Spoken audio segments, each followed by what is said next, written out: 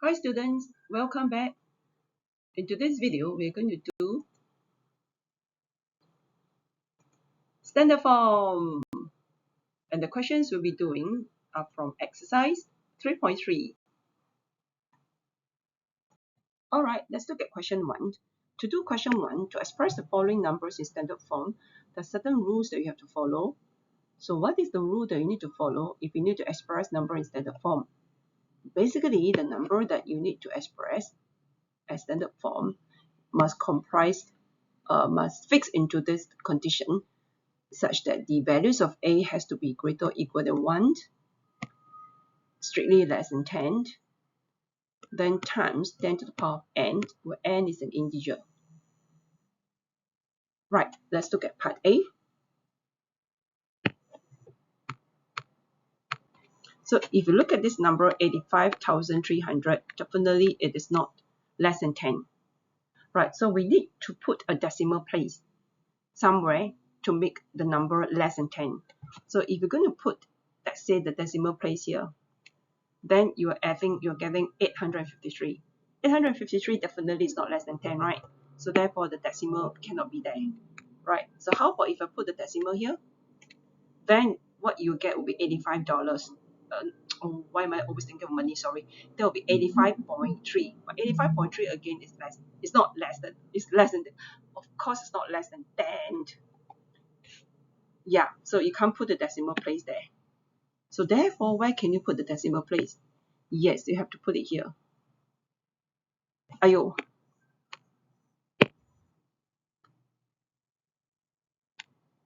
Alright, so you have to put a decimal place there. So what you're getting is 8.5. So 8.5 certainly is more than 1 and less than 10. Alright, so but your $85,300 definitely cannot become 8.5, right? So therefore, you need to multiply it with 10 to the power of how much? Let's count the number of decimal places. 1, 2, 3, 4. 10 to the power of 4. And any zeros that's after your decimal, any zero that's after your decimal point, the n zeros, I'm not talking about in between zero, the n zero, any n zeros that it's after the decimal point has no value, so therefore this will give you 8.53 times 10 to the power of 4. Alright, so that's how you express a number in standard form. So let's look at part B. Likewise for this question, wow, so many zeros. Alright, so where do you put the decimal place such that it's more than equal than 1 less than 10? Right, yes, you have to place it between 5 and 52, 5 and 2, the number 5 and 2. Okay, why is it I cannot write the decimal points properly? Okay, I think maybe I use, yeah, okay, right.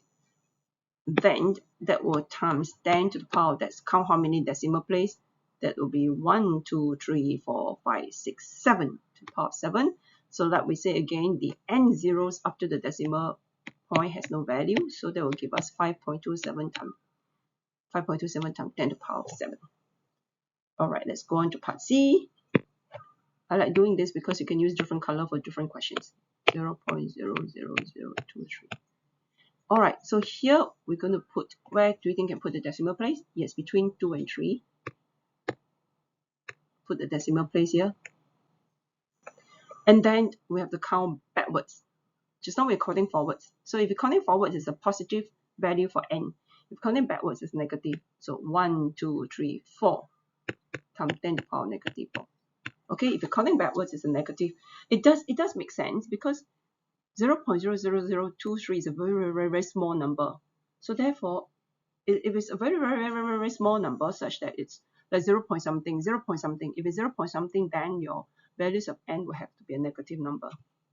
Okay, let's do the last part, part D. 1, 2, 3, 4, 5, 6, 7. 6, 7. Alright, so where do we put the decimal place? Yes, you're right, we put the decimal place here. Okay, between 9 and 0. So let's count backwards. 1, 2, 3, 4, 5, 6, 7, 8. So this will give us 9.04 times 10 to the power counting backwards, right? So negative 8. Okay, so that's how we express the number in standard form.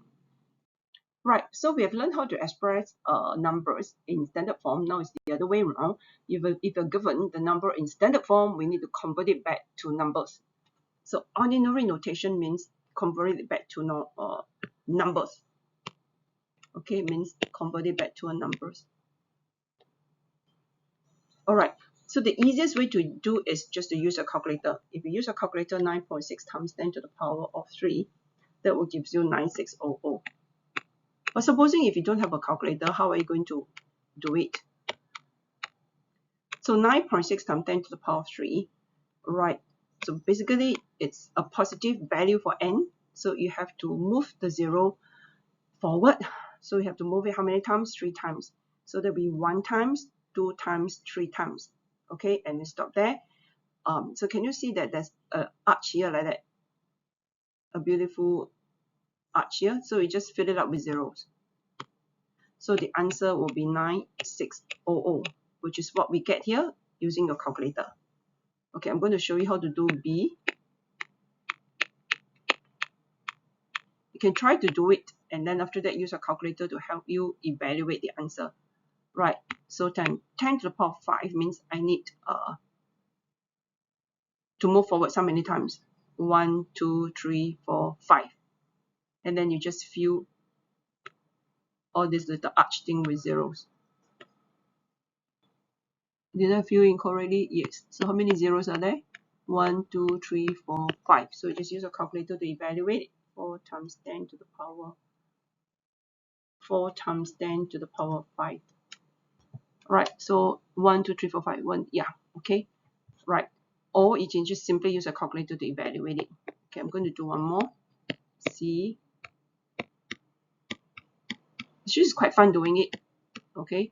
So negative 4, if your n is negative, means you move backwards. So move backwards how many times? 4 times.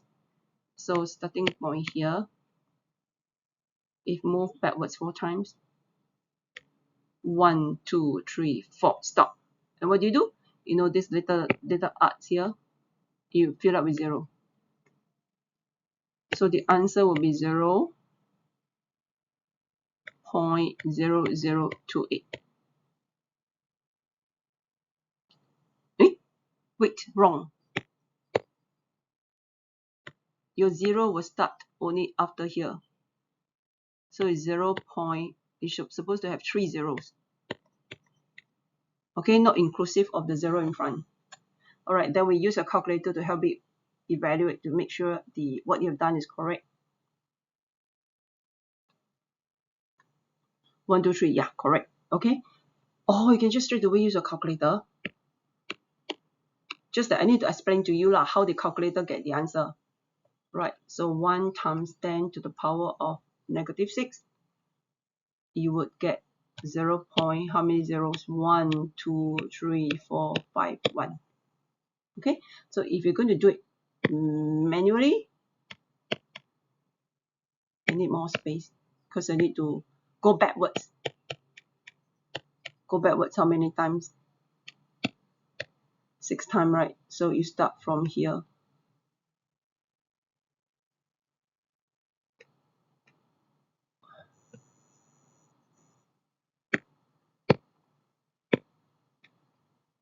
One, 2, 3, 4, 5, 6.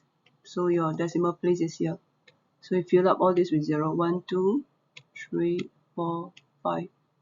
Yeah. Let's count again. 1, 2, 3, 1, 2, 3, 4, 5. 1, 2, 3. Yeah. Okay. That's how you do it. If you don't want to do it, use your calculator. But the best is just use your calculator if you don't have to spend time doing that. Okay. Right. Right. So now let's look at some problem sum involving standard form. So you're given a male African elephant can weigh as heavy as 7,000 kilograms. Right, so 7,000 kilograms, and what we need to do is to convert these kilograms into grams. Okay, we need to convert it from kilograms into grams, so you need to know the conversions units. So 1 kilogram is equals to 1,000 gram. All right, kilogram it's bigger than gram. There's a K there, king. All right, it's bigger than just a gram without a king there. All right, So 7,000 kilograms means 7,000 times another 1,000. That gives you how many zeros? 1, 2, 3, 4, 5, 6. 1, 2, 3, 4, 5, 6 grams. Okay, then how do we change it to standard form? Where do you put the decimal place? Yes, you have to put it, the number must be greater or equal than 1 less than 10. So obviously you have to put it here. Okay, have to put it there. So that then we start counting the number of count backwards, forwards. So that'll be 1, 2, 3, 4, 5, 6. So that is 7 times 10 to the power of 6. Okay, that's how we do it. Alright, let's look at question 4. Question 4 again is a question on conversions from some megahertz to hertz or gigahertz to hertz. So the only good point about this is that the conversion units is given to you. Right, so you don't have to memorize it. But for basic things like converting from km to meter, converting from kilograms to grams, centimeter to meter, millimeter to centimeter, these are the basic things that you need to memorize. Okay, but for things like megahertz to hertz, I think it's a bit more difficult to memorize them, or maybe not really necessary to memorize them because you don't usually use that in everyday lives that much lah. Okay, so let's look at part 1. Alright, so part 1 we're supposed to convert it to megahertz. So let's look at the conversion unit. So the conversion unit given is megahertz to hertz. So, but since we're converting hertz to megahertz, I think just write 10 to the power, whatever you need to find, just put it on the left hand side. So 10 to the power of 6 hertz is equals to 1 megahertz. So 1 hertz will be 1 over 10 to the power of 6. I think I used a lighter one. So if you're finding how many zeros there? 1, 2, 3, 4, 5, 6, 7, 8. So many zeros. If only my account got so many zeros, that would be good. 1, 2, 3, 4, 5, 6, 7, 8. Okay, so we can just use a calculator to help you evaluate it. Okay, you don't really have to. So 1, 2. So, but when you use a calculator, make sure you punch in the correct number of zeros. 1, 2, 3, 4, 5, 6, 7, 8. Divide by 10 to the power of 6. You see, I use calculator also got problem. Actually, you can just, you don't have to use calculator. 10 to the power of 6 means 6 zeros. So you just cancel off 6 zeros will do. So 1, 2, 3, 4, 5, 6. So we end up getting 300. And 300 is just 3 times 10 to the power of 2. Okay, you just place the decimal point between 3 and 0, and then you just count 1, 2. So times 10 to the power of 2. You're counting forward, so it's positive n. And n0 after decimal point is no value. So please don't write 3.00 times 10 to the power of 2. It does not make sense. Just write 3 times 10 to the power of 2. Okay, so that's part 1. Then for part 2, what do we do? You need to convert gigahertz to megahertz. So let's convert it to hertz first. So 300 gigahertz times 10 to the power of 9. Let's convert the gigahertz to hertz first. So it will be just 300 times 10 to the power of 9. You will get Hz. Okay, so 300 is just 3 times 10 to the power of 2, right? Like what we have done earlier on. And this one here, if you were to use what you have learned earlier on under the rules of integers, same base multiplication at the power 2 plus 9, that gives you 3 times 10 to the power of 11. But that's not the answer, because we need to convert it to what? To this guy here. Okay, so right, so we're going to use this conversion. Just now I already calculated 1 hertz to be 1 over 10 to the power of 6 megahertz. So this value here, I just times 1 over 10 to the power of 6.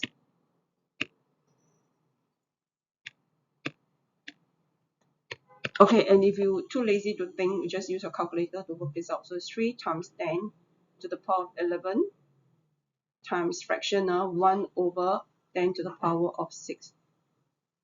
And the calculator would give you 300,000. And from there, you can just convert it to standard form yourself. Place a decimal point between 3 and 0. Put it here, count forwards 1, 2, 3, 4, 5. So times 10 to the power of 5. Okay, so this is how we do it. Right, let's look at 5 part I. So 5 part I, basically, it's again another problem sum involving some conversions. So here what we need to do is we're going to convert picometer. From picometer, we need to convert it into meter. So you're given the conversion units here. So picometer is very small. 1 picometer is just 10 to the power of negative 12 meter. Alright, so basically what they are trying to say is you just need to convert. A is 70. So you just ask to convert 70 picometer to meter. Right, so 70 picometer will be 70 times 10 to the power of negative 12 meter. And this you can just use your calculator to help you work out the answer. And that will come out to be 7 times 10 to the power of negative 11 meter. That's pretty easy for part I. So let's look at part 2. I don't think part 2 is anything difficult also. Right, the conversion units is nanometer is equals to 10 to the power negative 9 meter. So all we need to do is just to convert 0.074 nanometer, convert it into meter. So it's just 0.074 times 10 to the power of negative 9 meter. Again, just use your calculator. Make full use of your calculator. Don't be shy. The calculator is there for you to use. 0.074. The worst thing is that some of you have the calculator in your bed and then you just don't want to take it out and use. That will give you 7.4 times 10 to the power of negative 11. Wait. Did I key in wrongly? I need to change it to 0.0. 1 nanometer is 10 to the power negative 9. So that is 0.074, right, times 10 to the power negative 9, right? Yeah, correct. So 0.074 times 10 to the power of. So sometimes if I get some kind of answers that I feel a bit don't feel good about it, I'll check again. Okay, correct. Alright. Then the next thing is that you're asked to express it as the ratio. So to express it as the ratio, it has to be the same units. That's why we are asked to express it both in meters. So now we can just compare it.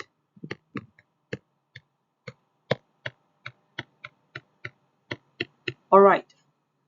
I'm going to do it this way first. Okay.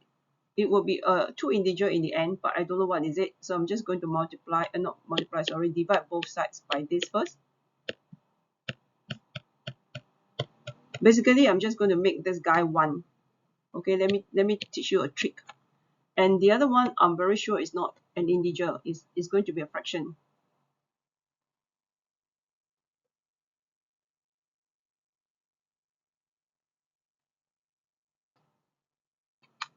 Yes, you actually get 37 over 35.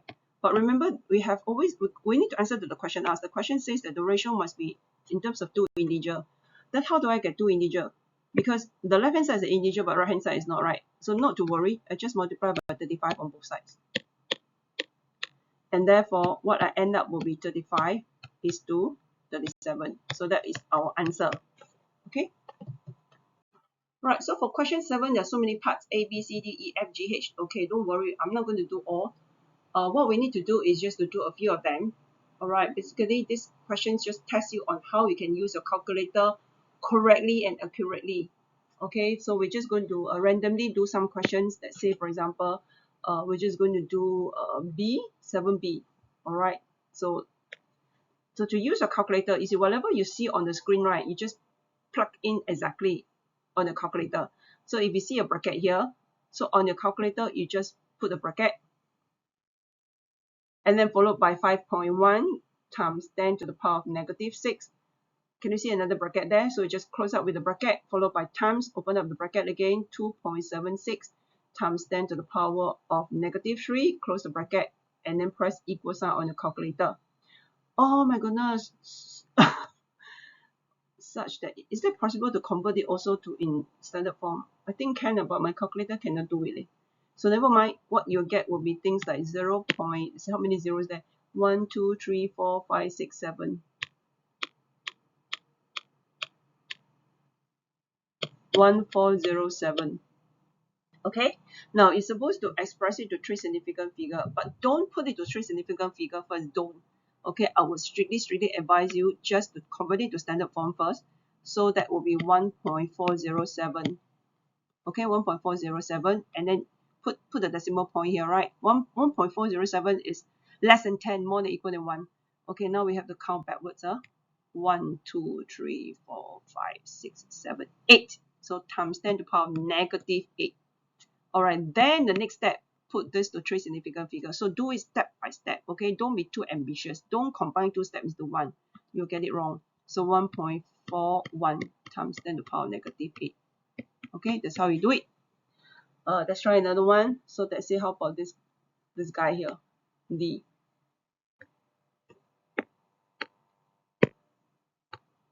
Okay, so use the fraction symbol in your calculator. That will be 3 times 10 to the power of negative 4 over 9 times 10 to the power of negative 8. Okay, your calculator will show you 333.333, so on and so forth. Okay, so that will gives you, put the decimal place between 3 and 3, so it's 3.333 times, okay, let's see how many, count forwards, 1, 1, 2, 3, so times 10 to the power of 3, and then the next thing, then you put it to, wait, this one should be approximate. Then the next thing is just approximate it to 3 significant figures, so that will be 3.33. Alright, that's how you do it. Okay, let's do this one here, this guy here. So again, you use a fraction symbol in your calculator. 4.37 times 10 to the power of negative 4, followed by 2.16 times 10 to the power of negative 5, over 3 times 10 to the power of negative 3. Okay, so the calculator will give you 0.15286, blah blah blah. Alright, so we put the decimal place between 1 and 5, so 1.5. So you're counting here right backwards, so times 10 to the power, wait, hang on, wrong. 1.5286 times 10 to the power of negative 1, because you're counting backwards. Then put it to 3 significant figure of 1.53 times 10 to the power of negative 1. Okay, you can try to do the rest on your own, right? You just follow the steps I've shown you and you should be able to get the answer. Right, let's look at question 13. That will be the second last question. So don't give up. We're coming to quite the end of the whole exercise already. Alright, so 13 part 1. Express the speed in standard form. Okay, that is quite easy. We have done enough questions to know how to do it. So again, we place the decimal point here between 3 and 0. So the end 0 after your decimal point has no value. So basically just 3 only. And then we count how many? 1, 2, 3, 4, 5, 6, 7, 8. So that's 3 times 10 to the power of 8 meter per second. Okay, so that's part 1. So part 2, you're told that the mean distance from the Sun to Jupiter. So you have a Sun here, and then you have Jupiter. So the distance between them is 778.5 million kilometers. Okay, so if you look at part 1, the unit given is in meter. So that gives us an idea. I need to change your kilometers to meter. Right, so 1 kilometer is 1,000 meter. 1 kilometer is 1,000 meter. So 778.5 million. So we need to change it to million, means times 10 to the power of 6. Okay, if you have $1 million in your bank, that means it's 1 followed by 6 zeros. So 10 to the power of 6 kilometer. And then we need to change that guy to meter. So 778.5 times 10 to the power of 6 first in million, right? Then times another 1,000 to finally change it to meter. Okay, so let's use a calculator to work this out.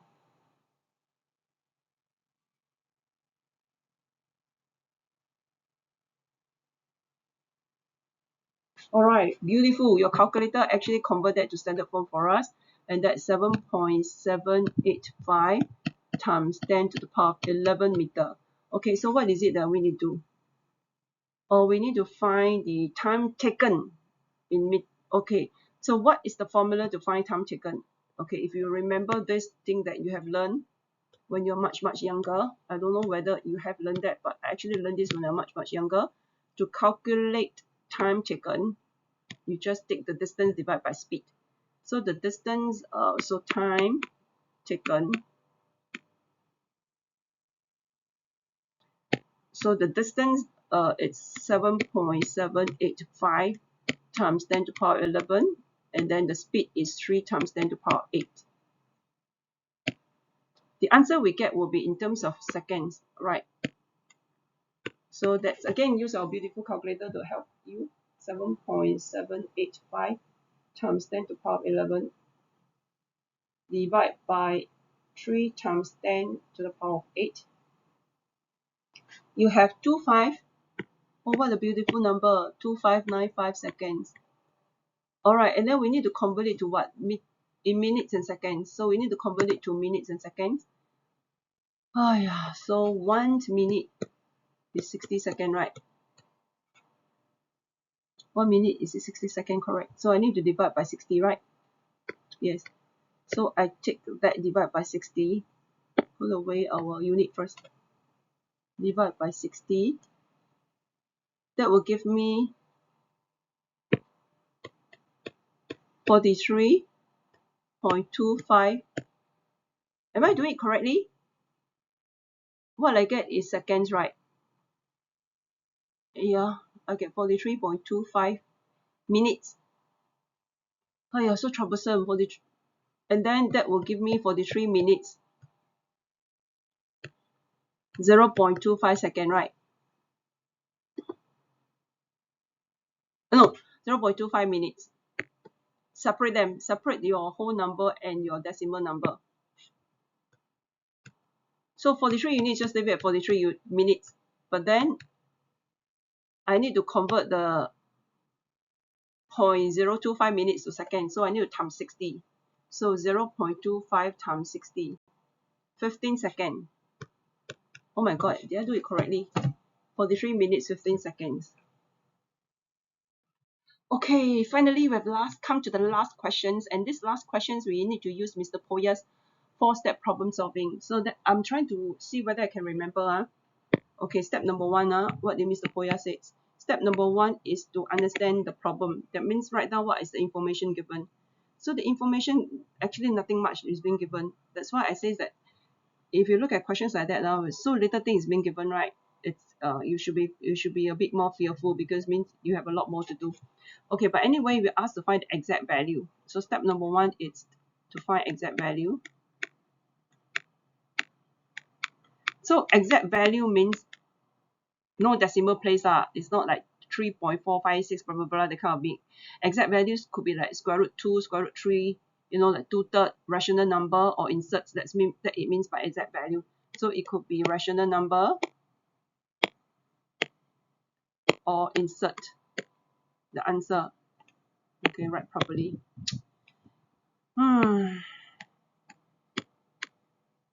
Alright, that's what it means by rational number.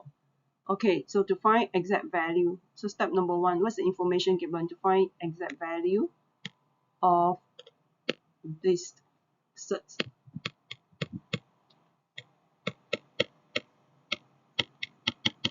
Okay, so that is part 1, right? Right, to find exact value.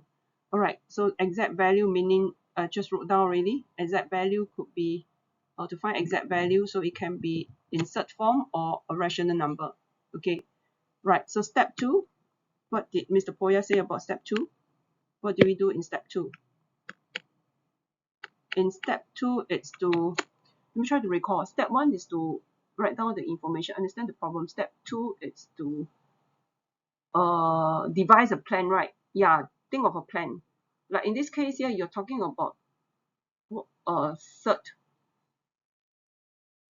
What are the plan? Think of a plan. So it could be solving an equation. It could be a draw a diagram, work backwards, solve part of the equation, use substitution. Right? Remember this. These are the things that we have to think of. Okay, so what is it that you want to do? Of course, we need to find the exact value, means we need to solve it, right? So we need to use an equation. So for step 2, we're going to use an equation.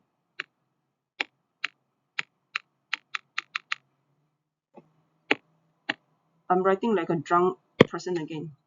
Use an equation. So how do we use an equation? And that is step 3, right? Step 3. So step 3 is to carry out the plan. So step 3 is to carry out the plan. So how do you carry out the plan? Use an equation. So what we're having there is not equation. So we're going to let x equals to this chunk of thing.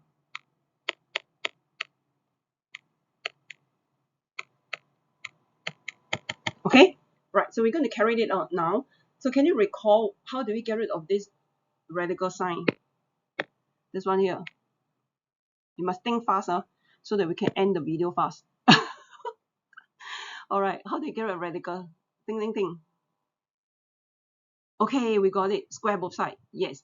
Okay, recall that when you square both sides, you can just get rid of the square root sign. So we square both sides means you square x, it will turn up to get x squared, right? So you square that guy, you turn up to be this, right?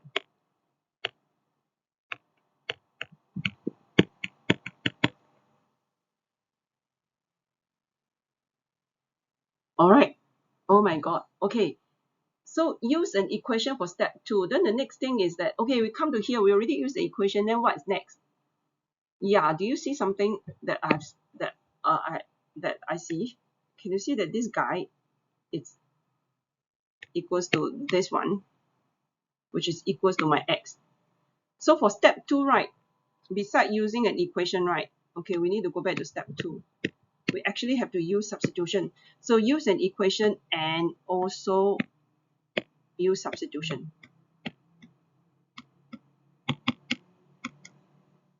So how do you use substitution? That's to substitute this guy with x. Okay, I don't care how many decimal points there, okay? Don't tell me, not decimal point, how many dot, dot, dot, dot, it can be 4 dot, 5 dot, whatever, doesn't matter, okay? Doesn't matter. It's just approximate value. So that means this thing that I've circled, right, is approximately just equals to x. So I'm just going to use substitution, replace it with x. So I would have x squared equals to 6 plus x. All right, and then what do I get? Oh my goodness, I end up getting a quadratic equation where I can factorize it into 2 linear factors.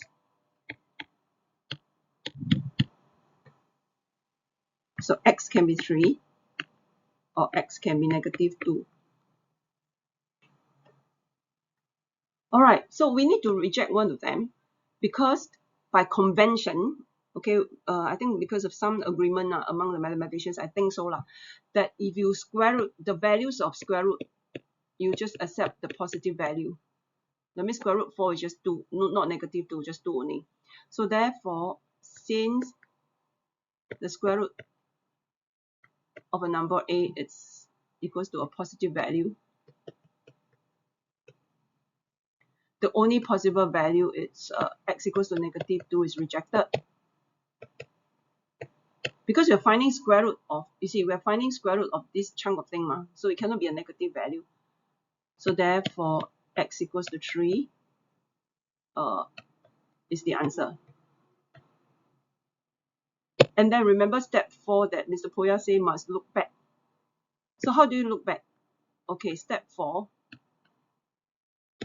we need to look back to see if our answer is valid. So of course, you can just try to use a calculator to see if the answer x equals to 3 is valid or not. So for step 4, if we use a calculator to work out square root 6 plus another square root 6 plus another square root 6 plus another square root 6, right? You just do a few, you don't need to continue. The answer you get is 2.997, which is very near to 3. Okay, so for step 4, it just says that using a calculator,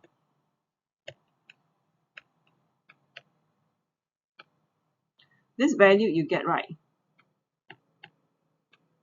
Because of course the calculator will not give you an exact value, it's just approximate value. It's approximately equals to 2.997.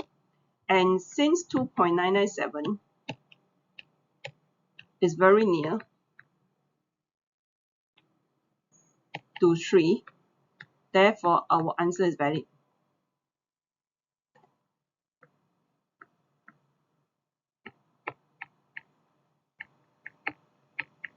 Okay? Okay, so I want to congratulate all of us again having survived another exercise. Alright, so happy solving.